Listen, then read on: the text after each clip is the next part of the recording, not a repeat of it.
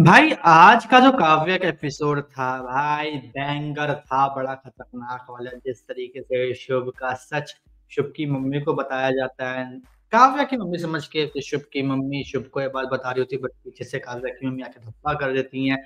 फिर काव्या की मम्मी को ब्लैकमेल करने के लिए आदि की बात उठाई जाती है, वहीं दूसरी तरफ आदि की और काव्या के पापा की थोड़ी बहुत बहस हो जाती है। मतलब सीरियसली कैसे, मतलब चीजें घूमियो किस तरीके से चीजों में हेर फेर करके ट्विस्ट एंड टर्न्स डाल के चीजों को इतना इंटरेस्टिंग बना दिया कि हर कोई बोलेगा यार क्या गजब एपिसोड था।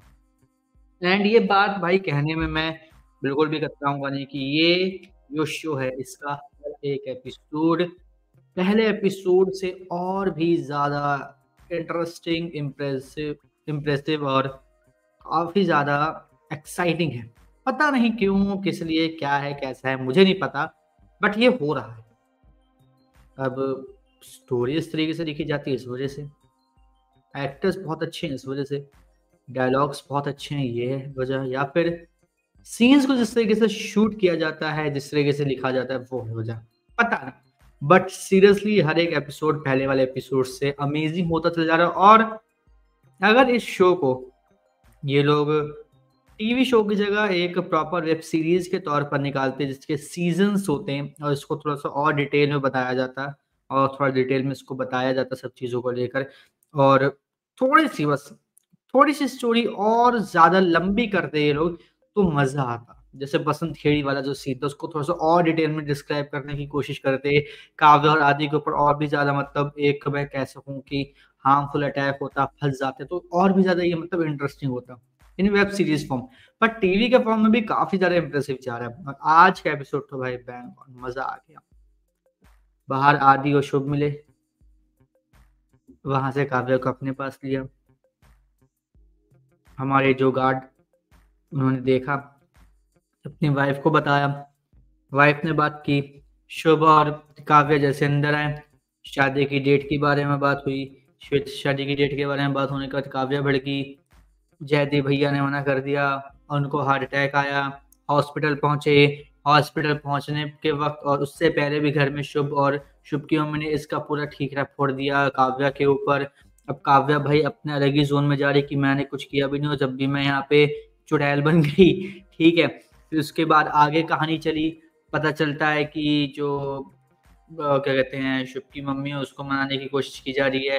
फिर शुभ की मम्मी के पास ये खबर आती है कि डॉक्टर बाहर आ चुके हैं, वो बुला रहे हैं, काव्या भागती है वहां से, शुभ की मम्मी वहीं पर रह जाती है, गार्ड भैया आके शुभ की मम्मी को काव्या की मम्मी समझते हैं, फिर शुभ के बारे में सब बताते हैं, काव्या अपना वहीं पर ही होती है। ठीक है, लेकिन वो उस वक्त वापस आ रही होती है जैसे ये बात खत्म होती है, और शुभ की मम्मी यहाँ पर बिल्कुल धमकी देते हुए बोल देते कि ये किसी को भी नहीं बताओगे चाहे कुछ हो जाए। तो इसका दोबारा चीजें घूमी, मतलब कहानी जितनी ज्यादा इंटरेस्टिंग बन सकती थी, बनाई जा सकती थी, उतना ज्यादा इंटरेस्टिंग तरीके से इस कहानी को बनाया गया है, नो डाउट।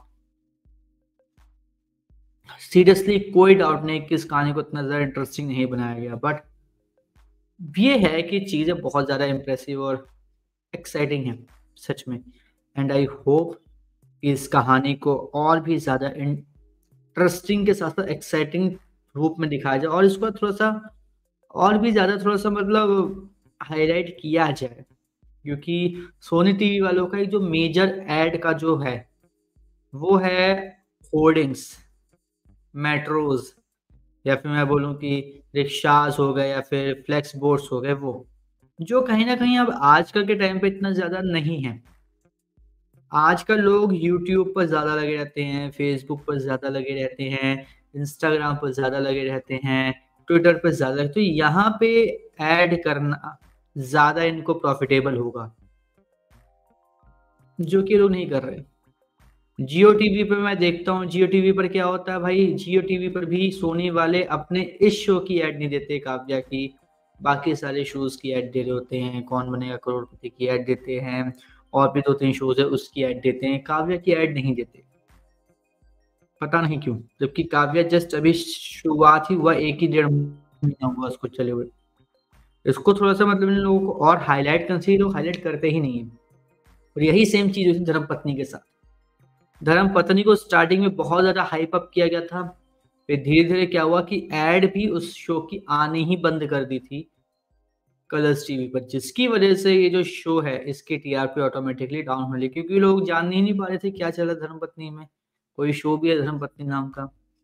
स्टार प्लस पे सभी शोज़ की ऐड बराबर होती है। यहाँ पे वो चीज़ होती नहीं है।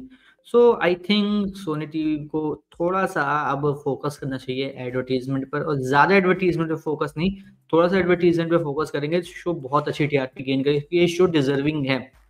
मैं इस शो में रेयरली कोई मतलब गलती निकाल पाता हूँ, बहुत रेयर है।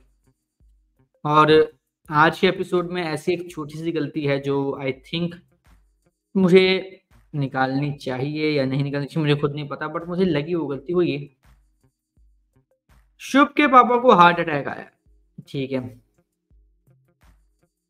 डॉक्टर्स बोलते हैं हमें कुछ नहीं पता अभी क्या है। जबकि हार्ट अटैक के जो सिम्पटम्स है वो क्लियर विजिबल हो जाते हैं डॉक्टर्स को। हमने देखा है मूवीज़ में कि जैसे जो पेशेंट अरे इनको हार्ट अटैक आया फटाफट इनको यहाँ पे लेके जाओ, ठीक है? और ये करो ना वो करो तो तैयारी करो इनकी। होता है। दूसरी बात पहला हार्ट अटैक है 24 आवर्स क्रिटिकल है सीरियसली। पहला हार्ट अटैक तो ट्रायबॉल होती है, पहले हार्ट अटैक में कभी किसी को कुछ नहीं होता। 90% केसेस में ऐसा होता है कि पहले हार्ट अटैक में बंदा सेफली बच जाता है। 10% चांसेस होते हैं जिसमें बंदे के ऊपर ये तलवार लटकती है कि हाँ भाई उस बंदे की अब जो कंडीशन है वो कैसी होगी। और हमें शुभ के पापा की कोई मेडिकल हिस्ट्री भी नहीं पता। जहाँ तक मुझे लगता है वो काफ़ी ज़्यादा फिट है, काफ़ी ज़्यादा एक्सरसाइज करने वाले थे, तब भी उनको हार्ट अटैक दिखाना थोड़ा-सा मतलब अजीब-सा था मेरे को। But on the other hand हमें ये कल के एपिसोड से देखने को मिला कि उनके चेस्ट में पेन हो रहा है। तो हाँ, ये जो हार्ट अटैक होगा, ये माइनर सा हो सकता है जिसको इतना ज़्यादा इन लोगों ने हाइप अप करके दिखा दिया है। क्योंकि चेस्ट में पेन होना धीरे-धीरे फिर एकदम से हार्ट अटैक ना आके बल्कि धीरे-धीरे हार्ट अटैक के सिम्पटम्स आना, वो कहीं न कहीं बता रहे हैं कि हार्ट अटैक की जो प्लानिंग है वो बहुत पहले से हो रही थी और धीरे-धीरे हार्ट अटैक आ रहा है। बाकी देखते हैं अब इस हार्ट अटैक को लोग किस वे में लेके जाते हैं, कहाँ लेके जाते हैं, किस तरीके से दिखाने की कोशिश करते हैं क्योंकि कहीं न कहीं जो भी चीज़ हमें देखने को मिल रही है शो में, जो कुछ भी, छोटी से छोटी बात, बड़े से बड़े इंसिडेंट्स, सारे कहीं न कहीं कनेक्टेड हैं। मुझे लगा था कि अब तो आदि खत्म है, आदि का तो फ्यूचर खत्म, वो आईएएस नहीं बन पाएगा बट यहाँ पे वो गार्ड भैया आए, एक नया हमें देखने को मिला सीन शॉट, जहाँ पे पता चला कि आदि बेकसूर साबित हो सकता है अभी भी। चीज़ें अब और भी कहीं न कहीं एक को होप बढ़ाती है कि हाँ, अब आदि कैसे वापस आएगा, क्या होगा अब आदि के साथ? प्लस आदि की जो छवि है वो आदि क्या कहते हैं जो हमारी काव्या है, उसके पापा की नज़रों में बहुत ज़्यादा खराब है। क्यों? क्योंकि उसी के पापा ने भाई साहब भिजवाया था, ठीक है, जेल में और पैसे भी उसी के पापा ने रखवाए थे। तो कहीं न कहीं आदि के पापा सॉरी आदि की जो एक छवि बनी हुई है काव्या के पापा के दिमाग में, वो बहुत ज़्यादा बेकार बनी है और इसको सही करना बहुत मुश्किल होगा। काव्या ने यहाँ पे बोला भी कि नहीं क यहाँ पे आदि की गलती नहीं है। बट ऑब्वियस सी बात है पापा ने जब एक बार बोल दिया कि क्या मतलब हम गलत हैं, वो सही है? तुम ये बोलना चाहते हो? चुप होना ही पड़ेगा एंड वैसे ही हुआ यहाँ पे काव्या को चुप होना पड़ा। बाकी शुभ भाई आँख बड़ी गंदी तरीके से दिखाता है वो सीरियसली ऐसे काव्या भाई आँख एक तो दिखाने का तरीका है ना, एक होता नहीं है कि टॉक्सिक बंदा होता है, जो हर वक़्त हर एक चीज़ में ये दिखाना चाहता है कि हाँ, मैं अपनी गर्लफ्रेंड को या फिर अपनी वाइफ़ को या फिर होने वाली वाइफ़ को कंट्रोल करके रखना चाहता हूँ, वो वाली वाइब देता है वो। आँखें दिखाना और चिल्लाना, उसके ऊपर एकदम से गुस्सा करना, वो सब चीज़ें ये दिखाता है।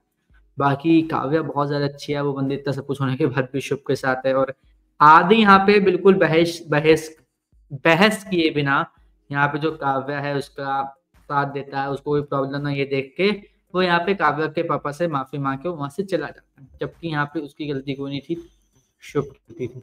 बाकी अब देखते हैं आने वाले एपिसोड में कहाँ से कहाँ, क्या से क्या बात जाती है, क्या आदि की सच्चाई बाहर निकल के आती है, नहीं निकल के आती है।